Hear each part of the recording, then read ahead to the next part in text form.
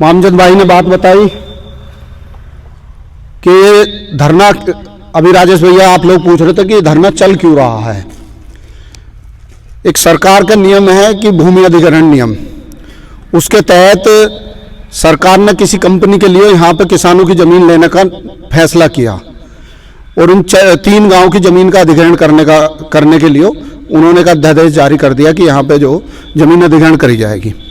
लेकिन यहाँ समस्या सरकार पहले से ही, क्योंकि किसान भोला भाला होता है, इतना पढ़ा लिखा नहीं होता, उसे पता नहीं होता, लेकिन सरकार अपना कैमरा लगा के निशाना लगाए रखती है। और पिछले 15 साल से इस क्षेत्र के सरकार के नियम के अनुसार किसी भी गांव का सरकारी रेट नहीं बढ़ा है। अगर किसी किसान ने ही बढ़ा के बैनामा करके अपना सर्किल रेट बढ़ा लिया है, चाहे उसमें खरगोदा हो, पांची हो, लालपुर हो, क्योंकि रोड के किनारे के गांव हैं, वहां बाहर के व्यापारियों ने जमीन खरीदी, जमीन व्यापारी खरीदता बैंक से लोन लेने के लिए, वो स्टाम्प ड्यूटी की चोरी नहीं करता, उसके माध्यम से वहां का सर्किल रेट, सरकार का कोई रोल नहीं उस सर्किल रेट बढ़ाने में भी। हमारा सब लोगों का सवाल सरकार से है। पहले हमें 15 साल का जो सर्किल रेट बढ़ाने का नियम है उसके अनुसार हमें बताया कि हमारा सर्किल रेट बैठता कितना है। उसके बावजूद भी यहां से 10 किलोमीटर की दूरी पर नंगला मिल है, 15 किलोमीटर की दूरी पर मोहद्दीनपुर मिल है। पर्याप्त किसानी करने के लिए पर्याप्त भूमि है, पर्याप्त संसाधन है। सरकार की अगर कोई ऐसी मंशा भी है किसी चीज को यहां पे स्थापित करने की, तो मुझे लगता है कि इतनी बड़ी फैक्ट्री लगाने के बाद यहां जमीन किसान से ले लेगी तो इसमें गन्ने किसके पे लेगी। पहले तो यहां का किसान जमीन देने को बिल्कुल तैयार नहीं है, क्योंकि उसके पास अभी बहुत सारे ऑप्शन है, क्योंकि वो इतना फॉरवर्ड नहीं है। आपने फैक्ट्री भी लगा दी। मुझे आज भी याद है पेपरों के माध्यम से कि चौधरी साहब ने जब नोएडा बागपत में बनना था तो चौधरी साहब ने उसका विरोध करा था कि ये खेती पानी के योग्य जमीन है, यहाँ लोग किसानी करते हैं। तो सेम कंडीशन यहाँ भी उन्हीं किसानों जैसी है जैसी बागपत में उस समय चौधरी साहब ने कहा था। यहाँ पर भी भूमि बिल्कुल किसानी के उपयोग है। ये किसान अपनी जीविका चलाने के लिए भूमि देना ही नहीं चाहते। किसान जब जबरदस्ती इनसे जमीन लेने के लिए यहाँ अधिग्रहण करना चाहती है तो फिर देखो वो अपनी इच्छा से कर रही है सरकार, तो यहाँ किसानों की शर्तों के अनुसार अधिग्रहण हो गए। भाई भाज्य में यहाँ पे लालपुर गांव है, खरगोदा है, बिजोली है, इन गांवों के सर्किल रेट को करने के बाद जब कर ले, जैसे उनका सर्किल रेट है, भाई ये भी तो आधार है भूमि अधिग्रहण में। बाजू का जो गांव है उसके सर्किल रेट को भी कंसल्ट किया जा सकता है। जरूरी नहीं है कि मेरा सर्किल रेट डाउन है तो तुम मेरे आधार पे दोगे। भाई बरोबर का जो गांव है उसके सर्किल रेट के आधार पे दे दो आप।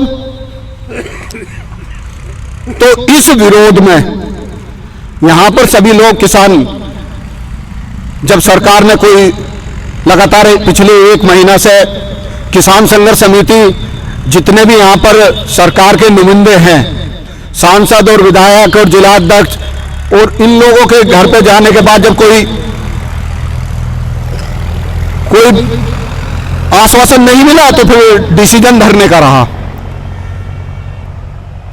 इसी धरने में मैं आपको अवगत कराना चाहता हूं कि पिछले 13 महीने लगातार मेरठ खरगोदे से मोहद्दीनपुर मार्ग पे एक उतार चढ़ाव के लिए 13 महीने लगातार एक धरना चला।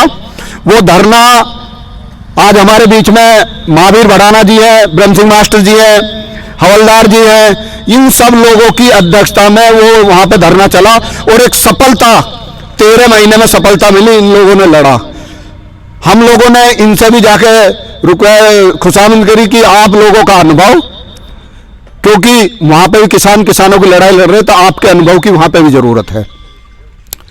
तो आज हमारे बीच में महावीर भड़ाना जी, ब्रह्म सिंह जी, हवलदार जी और भी जो जितनी भी संघर्ष समिति है उस धरने की, वो सब लोग धरने को पूर्णतः समर्थन देते हैं। और महेंद्र जी, राम। तो हमारा मामचंद भाई और आप सब लोगों से कहना है मेरा पूर्ण समर्थन आपके साथ है, मैं धरने के साथ हूं। दूसरी चीज, मुझे क्या जिम्मेदारी देनी है इस भूमिका में,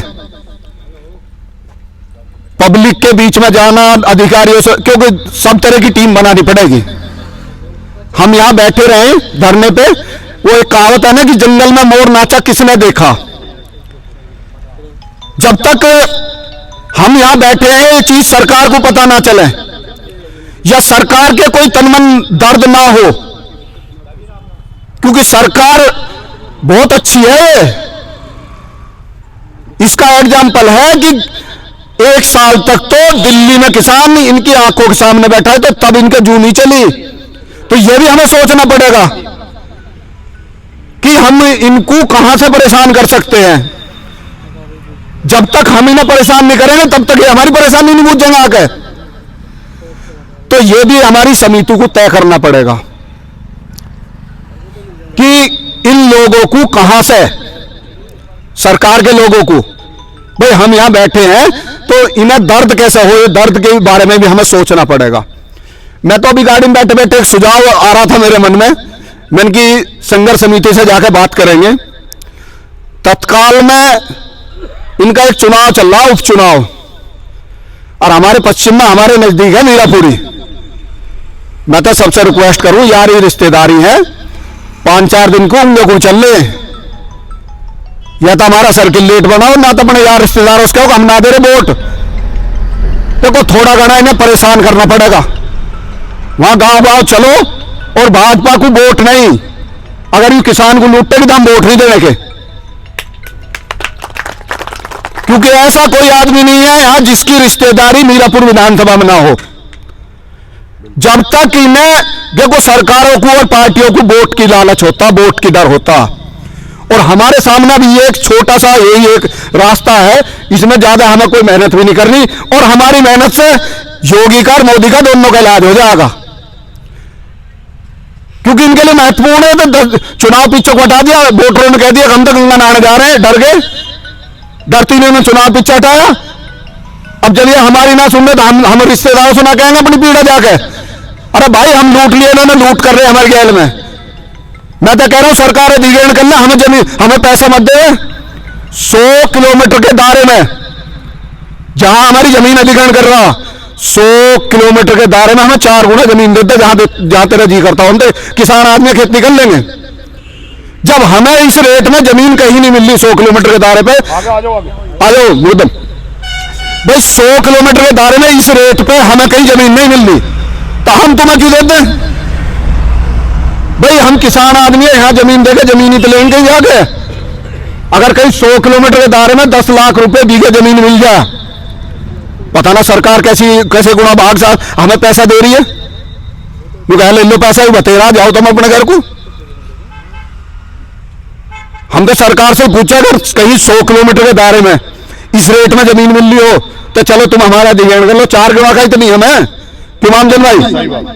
इसी आधार पर तो सरकार इसी आधार पर अधिग्रहण कर रही है कि 4 गुना मुआवजा ले लो।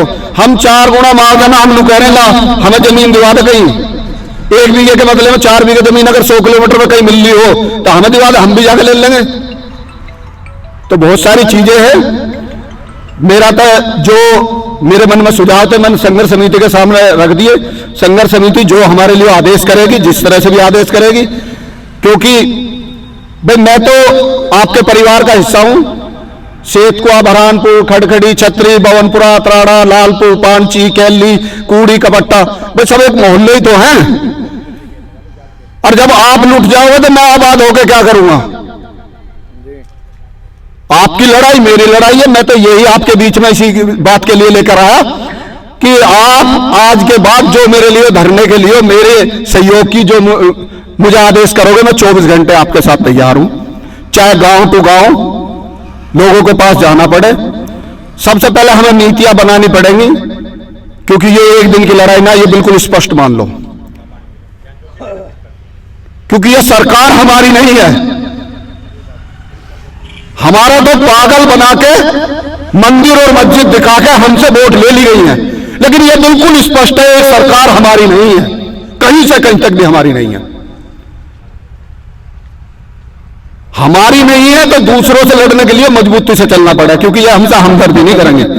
हमदर्दी का एग्जाम्पल सबसे बड़ा है कि देश की राजधानी में 11 महीने तक 700 किसान, आज तक कोई ऐसा युद्ध लड़ाई नहीं हुई जिसमें इतने लोग शहीद हुए हों।